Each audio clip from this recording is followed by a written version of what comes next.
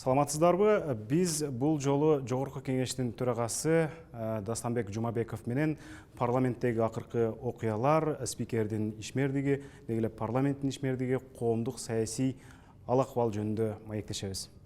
Урматтуу төрага, маектешүүгө убакыт тапканыңызга ыраазычылык билдиребиз.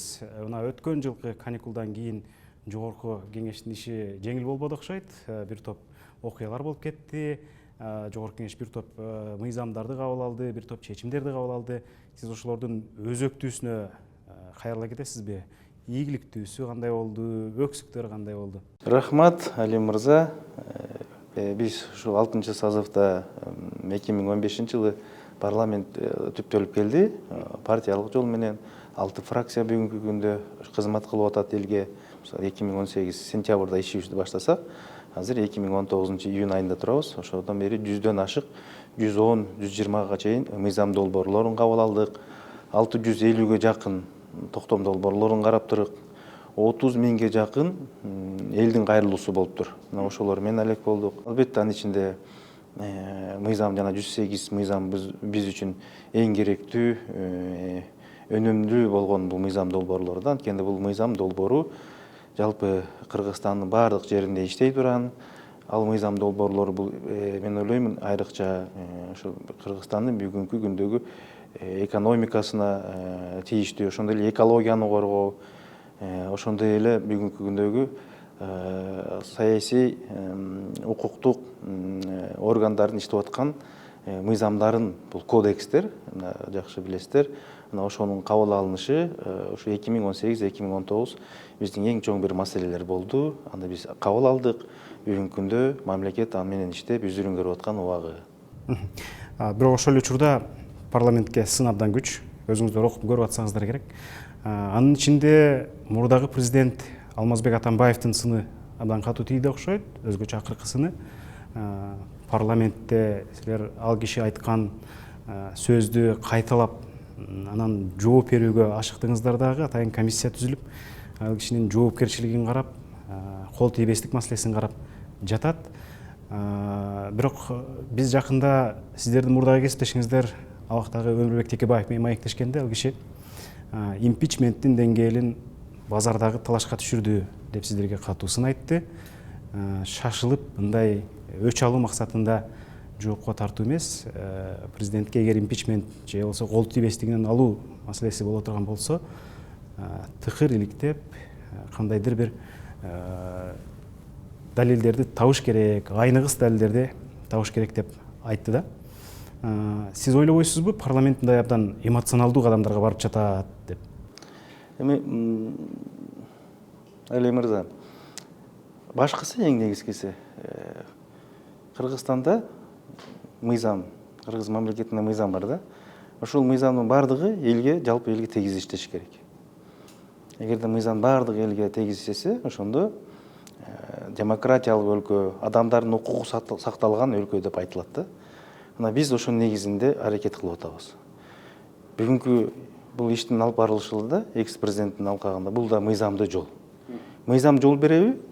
Мына биз ошо ишибизди кылып жаткан убагыбыз.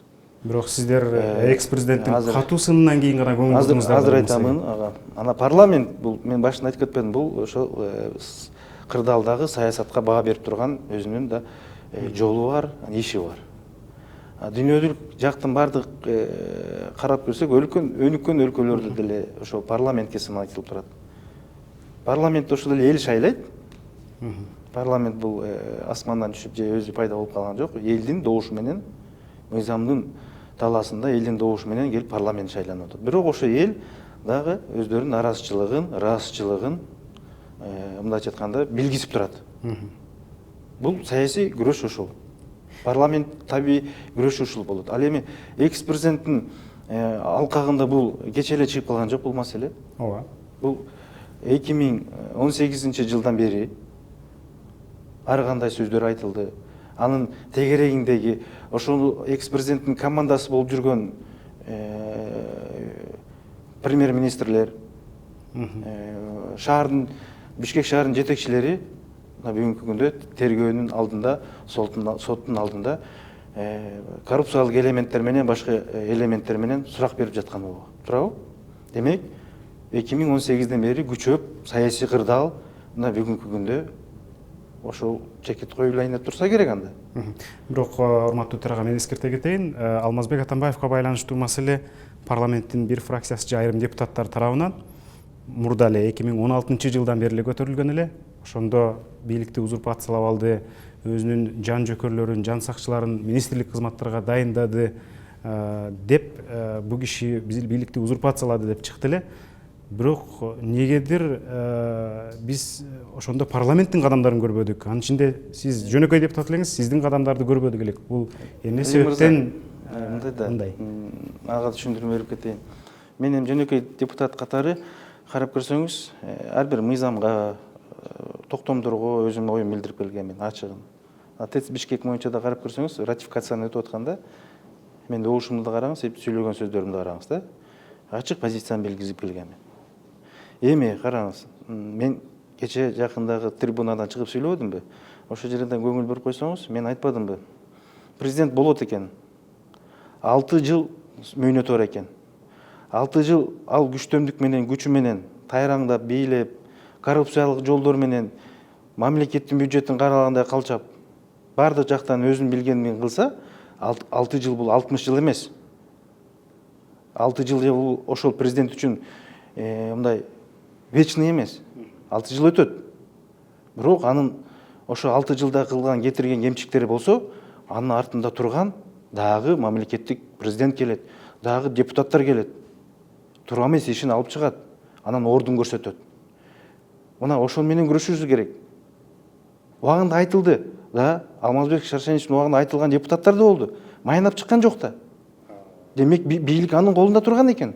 А бүгүн сен эмне үчүн ошолукта айткан жоксуң, бүгүн чыга калдың деп ал кишини күнөөлөгөн болбойт. Болбойт. Ошол жагдайда ошондой болгон. Бирок мындан кийин мына биз мыйзамды кабыл албадыкпы? Ошондо көрсөттүк. Президент менен экс-президенттин кол тийбестиги боюнча, кепилдиктер боюнча мыйзамды кабыл алып, биз окуп көрсөтүп койдук. Кийинки президенттерге да үлгү болсун. Сен 6 жылдын батыр өтүп кетет, бирок ошол убакта кылган иштериң ушундай мамлекетке, элге каршы болсо, сенин тагдырың ошондой болот. Ошо парламент ошондо баа берсе сага, аны ордуң билесиң деген. А эмне үчүн биз ошол аз эле 5 жыл мурун, 4 жыл мурун, 3 жыл мурун же 6 жыл мурун болгон коррупциялык элементтерди бүгүн айтсак, эмне үчүн сиздин ичиңиз мындай чычалаш керек? Эмне үчүн башка бир саясаттын ичи чычалаш керек? Же биз көз жумду бармак басты кылып эле унчуп отурушубуз керек, анда сиз ыраазы болот белеңиз? Жок, анда да айтмаксыз. Көрүп туруп ошону неге айткан жоксуңар? Элдин талабын эмне талашкан жоксуңар деп туруп 1 жылдан кийин, балким 5 жылдан кийин айтып чыкмаксыз. Мен чычалаган жокмун, мен суроо берип атам. Төрага мырза, бирок мен бир нерсени белгилеп кетким келет. Азыр айтып атасыздар, эмне үчүн ушуну 2 жыл мурда, эмне үчүн ал киши президент кезинде айтып чыккан жоксуздар? Же парламент ал кишиден коркот беле? Анткени анда бийлиги бар эле, азыр бийлиги жок. Айтылган убакта айтылды. Мына Өмүрбек Шеркеевич айткан. Убагында турабы? Бирок азыр сындап аткан депутаттар ошондо жапа тырмак колдоп аткансыздар. Эми бирөөгө көрүнгөн ал тема. Ал иш көрүнгөн, бирөөгө көрүнгөн эмес. А бирок мындай жалпы алып чыгыш үчүн бийлик ошол убактагы көрсөткөн эмес экен бул ишти. А Кыргызда жакшы сөз бар, кыңыр иш 40 жылда билинет дейт. Ачылды, алып чыктык, көрсөттүк. Бул кеп алып өч алуу эмес. Эгерде Алмазбек Шаршеновичтин мен алга эч ким азыркы күндө күнөө кое албайт. Эч ким күнөө кое албайт. Аны сот гана далилдейт. Эгерде иш сотко барса, тергөө гана аны далилдейт. А бирок ошондой артында кылмыш иштери болсо, анда жооп берсин да. Же анын тегерегиндегилер ошондой мамлекеттик ишти жетектеп турганда коррупциялык элементтерге барса, төлөсүн да, жооп берсин да. Бул кийинкилерге да сабак болсун деген ишти көрсөтүп атпайбы? Албетте бул деле бул парламент үчүн оңой нерсе болгон жок, ошондой эме кадамдарга, чечимдерге барыш үчүн. Сиз төрага болуп келгенде бул бийликке ыңгайлуу адам келди, саясий амбициялары башкалардыкынан мындай өтө курч эмес деген баалар дагы болгон да. Анан ошондо сиз төрага болоордун алдында президентке кирип жолуккан элеңиз Алмазбек Атамбаев менен. Ошондо эмне жөнүндө сөз болду эле? Кандай макулдашуулар болду эле? төрага болордун алдындабы? Эми төрага болордун алдында мен өзүм анда оюмду айтайын. Мен Алмазбек Шарченович менен жолукканда же башка парламенттин депутаттары менен акылдашканбыз. Мен сөз берген эмесмин. Мен ушундай коррупциялык иштер болсо, мамлекетке ушундай кыянаттык иштер болсо мен жаап жашырам деген. Мен сөз бергенмин, мамлекет үчүн иштеп беремин. Эл үчүн иштеп берем деп сөз бергенмин. Мына эң далили ушул. Эгерде сиздердин артыңарда же сиздин артыңызда ушундай кылмыш иштери, элементтер пайда болуп калса, мен жашырып сиз тараптуу болом деген сөз берген эмесмин. Андай да сөз болгон эмес. Төраганы депутаттар шайлайт эмеспи? Ооба. Белгилүү. Сиз эмне үчүн анда президентке киргениңизди билсек болобу себебин? Мен азыр датасын айта албаймын. Чынын айтайын, жашырыштын кереги жок. Бир жолу болгон төрага болордун шайланардын алдында мен кирип чыкканмын. Мени күтүүсүз жагдайлар мага ушундай болуп калды. Кандай жагдайлар? Эми жагдайлар болгондо ушул жогорку кеңештин депутаттарынын арасында Дастанбек Жумабеков төрагалыкка барат экен. Төрагалыкка барат дегенде мага ошол күтүүсүз болду да. Бирок жогорку кеңеш колдоп берди, мен төрага болдум. Сиз колдоо сурагансызбы ошондо Алмазбек Атамбаевден? Жок, колдоо сураган жокмун. Анын чоң фракциясы бар да парламентте. Колдоо сураган жокмун. Мен жана сөзүн башында айттым, мен мамлекет үчүн эгерде болуп калсам, колдоо тапсам, парламенттен колдоо тапсам, мен мамлекет үчүн иштеп берем деген сөзүмдү айтканмын. Алмазбек Шарченович ушуну айткан. Туура Дастан Арцыбекович ошо эл үчүн, мамлекет үчүн иштеп бер деген сөзү ушул болгон. Ушу менен жыйынтыктаганбыз. Сиздин акыркы билдирүүңүз абдан чоң резонанс жаратты. Ал жерде мурдагы президенттик эсигин сындап, ал эми азыркы президенттин дарегине мындай бир ынак пикирди айтты деген адамдар бар. Сиз азыркы президенттин ишмердигине кандай баа бересиз? Кыргызда жакшы сөз бар да, сактанганды Кудай сактаптыр дейт. Ар кимибиз таза болсок, азыр кылып аткан мен да бүгүнкү күндө ар бир кадамыма эртең жооп берип калам деген ой менен иш кылышым керек. Бардык нерсе мыйзамдын, Кыргызстанда жалпы иштеген мыйзамдын алкагында иш жүргүзүшүм керек. Эгерде мен кыянаттык менен туура эмес иштерди өзүм каалагандай, өзүмө ыңгайлуу иштерди жасап алсам, бүгүн болбосо канча бир жылдан кийин мен жооп берип калышым мүмкүн. Ошол үчүн бул кызматта отурганда мен ар бир ишимди кылдаттык менен жетип өлчөп бир кесишим керек да. Мен ойлойм, президент деле ушундай иш кылып атат. А калганы ар кими мыйзамдын алдында кетирген кемчилиги болсо, өзү жооп берет, жоопкерчилигин тартат. Анын үстүндө биз жакында мыйзам кабыл алып бергенибиз, мен кайталап кетейин, президент жана экс-президенттердин кепилдиги боюнча. Мына ошол жерде так көрсөттүк биз. Эгерде ушундай кыянаттык иштерди кыла турган болсоң, алдыда ушундай тагдыр күтүп турат деген мыйзамды биз кабыл алып бердик. Сооронбай Шарипович кол коюп берди. Аягы мыйзамдын колу президент менен бүтөт. Кол коюп берди. Мен ошону айттым. Чындыкты айттым болгону. Башка мактаган жокмун. Көкөлөгөн жок. Мен чындыкты айттым. А балким президент ага вето коюп, жок мындай болбойт деп мыйзамды да кайрып коюшу мүмкүн артка. Эгерде өзүнүн келечегинен корко турган болсо. Демек, андай жолго барган жок. Ушул мыйзам иштеп атат, мен ошол үчүн таза иштешим керек деп бүгүнкү күндө ишин кылып жатат. Кыргызстанда коррупция маселеси абдан көтөрүлүп жатат. Улам журналисттер иликтөөлөр жасап алып чыгып атышат да. Бирок коомчулук алардын журналисттердин ыйгар укуктары жетпейт да. Андан кийинки аткарылышы, андан кийин аягына чыгарылышы боюнча канааттануу жок болуп атат коомчулукта.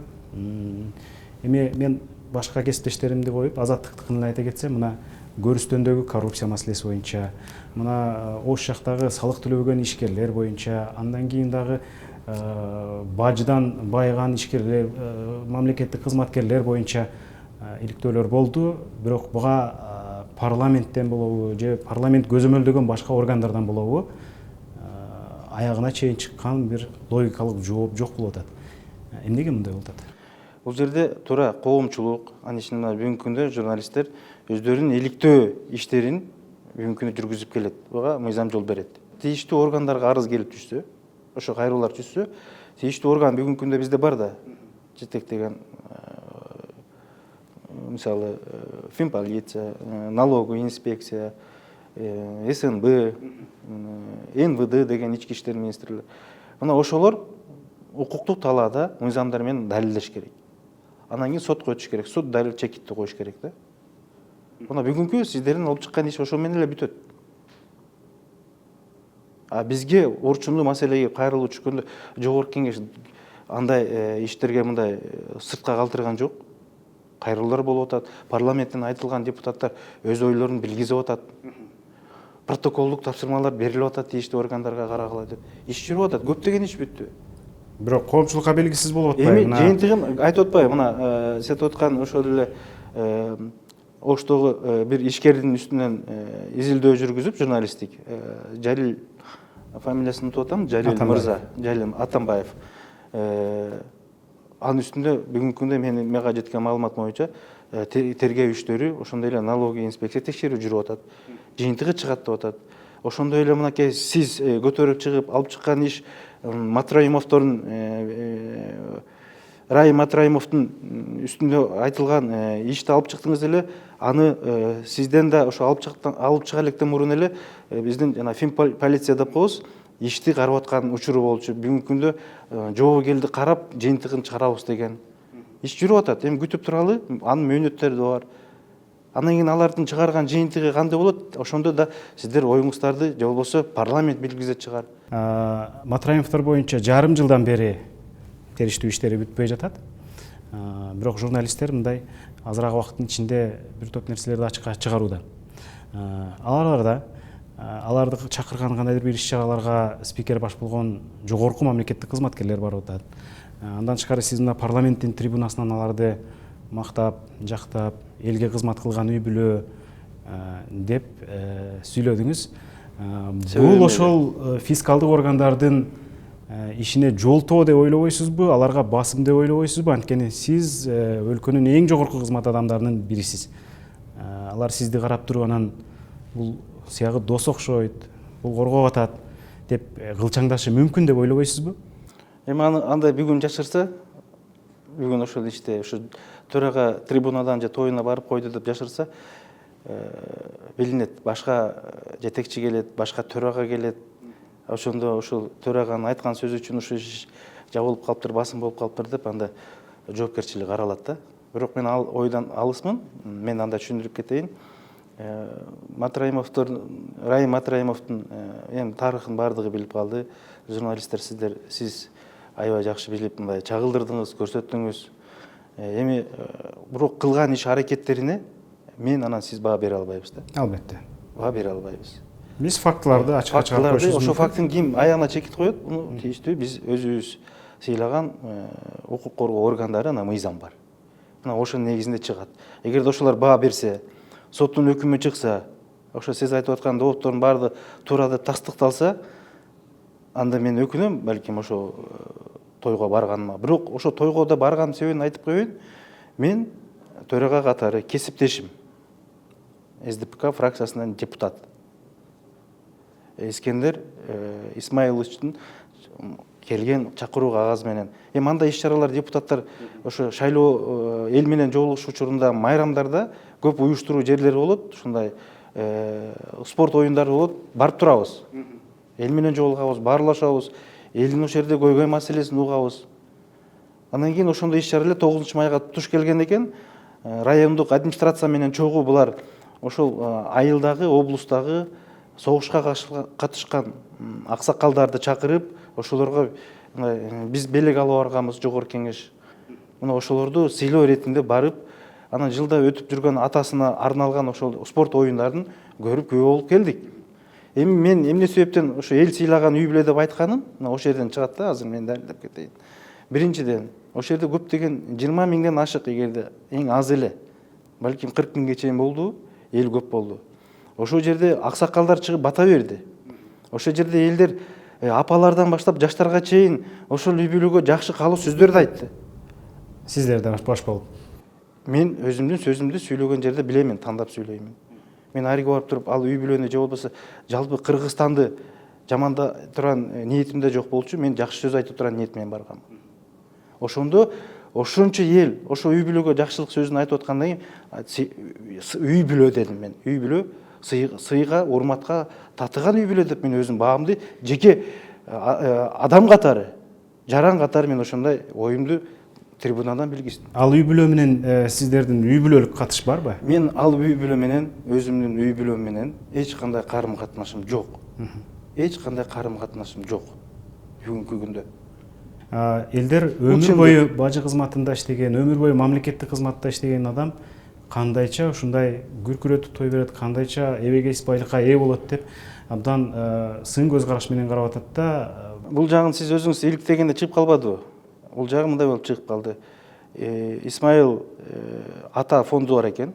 Ошол фондго булар айтты, мына Искендер Исмайылович өзү айтты. Досторубуз сырттан 200 миңге, 190 миңге жакын доллар которду, ушундай жардамдар келип турат. Ал ошонун негизинде биз ушундай иш чараларды өткөрүп турабыз деди. Андан кийин үй бүлөдө бардыгыбыз эле мамлекеттик кызматкерде иштей бербейбиз, ишкер инилерибиз, келинчектерибиз бар деди. Мына ошолор негизинде ушундай иш чаралар өтүп атат деп жооп берди. Сиз ага ынандыңыз? Мен ынандым, бүгүнкү күндө ынандым. Мен ынанбай тура мага эгерде мыйзамсыз, жок булар андай эмес, булар ушундай жол менен байыган деген мага факты менен келсе, анда мен да ошондо сөзүмдү айтмакмын да. Бүгүнкү күндө саясий кырдаалда ошо Матраимов райымдын бүгүнкү күндө ар кандай резонанстуу айланасында сөз болуп атпайбы? Муну азыр ар бир тармак мамлекеттик укук коргоо органдары тергеп атат, изилдеп атат, тергөө жүрүп атат. Мына ошолор баа берсин да. Кандай жол менен байыган? Мен айта албаймын. Мен анда укугум да жок.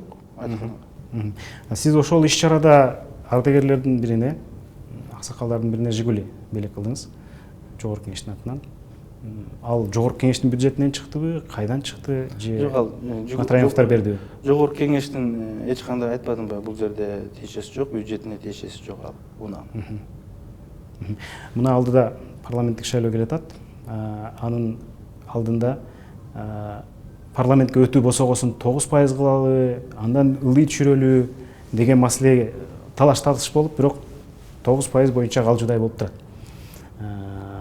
Бул ушу парламентке келебиз деп аткан, акчасы жок, бирок билими бар, тажрыйбасы бар жаш партиялардын жолун буубайбы? Сиз ушул маселеге кандай көз караштасыз? Бул мыйзам 16-жылы, мен калп айтпасам 3 жыл мурун кабыл алынган мыйзам. 7%дан 9%га көтөргөнбүз. Жогорку кеңеш мыйзамды кабыл алып, ошол убакта президент кол койгон да. Анын көтөрүлгөн себеби ошол убакта саясий кырдаалга жараша айткан.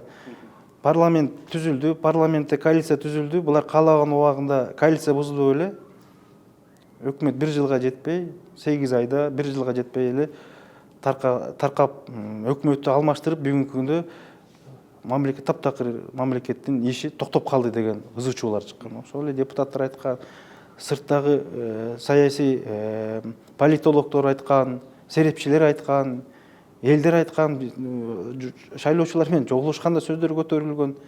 Андан кийин канткенде ушу туруктуу бир өкмөт кандайча пайда болот, туруктуу өкмөт ушул срогу 1 жыл эмес, 8 ай эмес, ушу 2 жыл, 3 жылдык иштей турган өкмөт болот дегенде, аны мыйзамдаштыруу жагын караганда коалициядан, парламенттен көз каранды экен.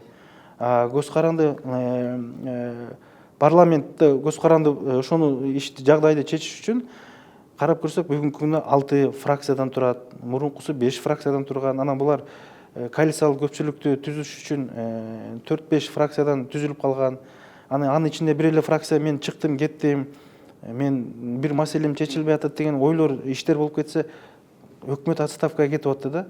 Эми ушуну бекем күчтүү кылыш үчүн күчтүү мындай сырттагы партиялар биригип, анан шайлоого барып, утуп келип ошо 9 пароктон.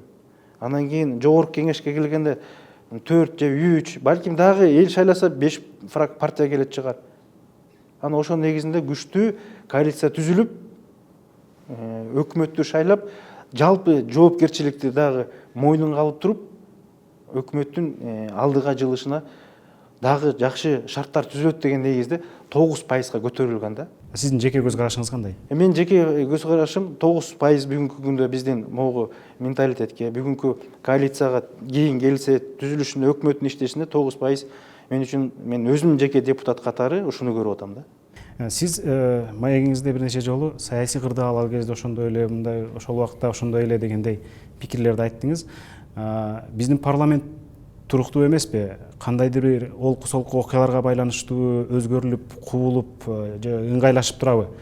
Конституциянын алкагындагы өз милдеттерин так аткара албайбы? Конституциялык милдеттерин аткарып атат бүгүнкү күндө. Кырдаалга жараша өзгөрүүлөр тууралуу. Кырдаалга дегенде, кырдаалда ар кандай ситуациялар болуп атпайбы бүгүнкү күндө? Мына чыкты, уран кени боюнча чыкты эле. Бул да кырдаал да өзүнчө элди коомчулук көтөрүп чыкты. Парламент алдыда биз бүгүнкү элдин коюп аткан талабы туура экен деп токтом чыгарып бердик ошо кырдаалга жараша. Мына кырдаал ошол менен болуп атпайбы? Маек соңуна чыгып баратат. Сиз парламенттин ишмердигине азыр кандай баа бересиз? Негизги ушул акыркы чакырылышка, анткени мындай дагы пикирлер бар. Бул парламент ачык иштеп атат, жакшы иштеп атат. Бирок ошол учурда жылдан жылга чакырылышка алсыз болуп баратат. Саясий мындай дымагы түшүп баратат деген сын пикирлер бар. Эми парламент эл шайлайт, эл өзү баасын берет. Ошол партия эгерде бүгүнкү күндө жогорку кеңеште отурган партия, фракция элге эрте эле добушка, шайлоого барганда бербей койсун, ал партияны өткөрбөсүн, башка партияны тандасын. Жолу эле саясий эмеси, укуктук жол ушул. Анын ичинде мына сизге дагы сын пикирлер көп. Алсыз спикер болуп атат, өзүнүн мындай көз караштарын убагында мындай кескин айтып чыга албай атат депчи. Эми айтсаңыз эмнеге айтышым керек? Кайсы иш боюнча? Кыргызстанда абдан көп эмеспи? Дээрлик күн сайын чыгып атат, резонанстуу окуялар чыгып атат, башкалар чыгып атат дегендей. Буга чейин резонанстуу иш чыкты, Матраимовдор боюнча айтсам, дагы тескери сыны кабыл кылдым да. Ага чейинки окуялар боюнча. Өзүм оюм билгизип атам. Кырдаал кечеги ошо жаштар сизди кызматтан кетиш керек, спикер деп сизге сын айтып атышат, мисалы. Аларга кандай жооп бересиз? Мен туурасында туура кабыл алам да. Туурасында туура кабыл алам. Эми ал жаштардын ою өздөрүндө болсо керек. Мен алардын ою менен талашпайм. Бирок эгерде мен мыйзам бузулган жерлерим болсо, көрсөтсүн так.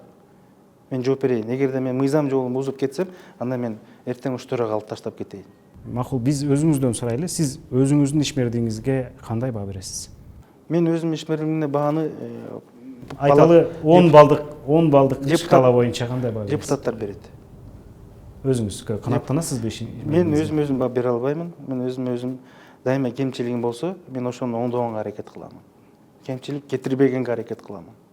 Урматтуу төрага, мен акыркы суроом, мына 1 жылдан кийин сиздердин мөөнөт бүтөт.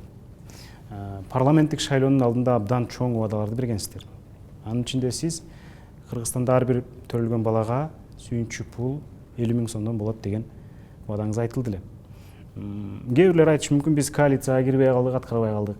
Кээ бирлер айтышы мүмкүн, биздин колдон келбей койду. Бирок сиздер коалицияда да болдуңуздар, сиз мына төрагасыз 2 жылдан бери. Эмне үчүн бул ишке ашкан жок? Эмне үчүн балдарга берилчү сүйүнчү пул сиз айткан убададан 13 эсе аз болуп калды? Биз ишти баштадык, мыйзамды кабыл алдык. Сүйүнчү пулду берип баштадык. Азыр экономикабызды дагы күчтөп көтөрө алсак, бул дагы көтөрүлөт. Бирок сиздер 50 000 деп убада бергенсиздер. 50 000 жетебиз. Популисттик идея беле жетпейбиз. Бул биздин койгон талап. Ушул талапка жетебиз. Качан? Биздин койгон максат. Качан? Мисалы сиз ушул чакырылыш үчүн убада бергенсиз да? Толук айтып коеюн. Андан башка биз дагы жакшы токтом мыйзам долбоорун кабыл алдык. Анда талаш жок. Бирок сиз ушул чакырылыш үчүн убада бергенсиз да, ошол 50 000 боюнча. Бул иш башталды. Бул ишти эртең биз кийинки фракция, кийинки созывга келе албай калсам да, кийинки созывдын, кийинки 7-чи чакырылыштын парламенти ушуну бюджеттен акча каражаты дагы көбөйтсө, кошуп көтөргөнгө мен толук ишенем. Жок, сиз аткарбагандан кийин алар аткарбайт да. Аткарылат. Биз баштадык.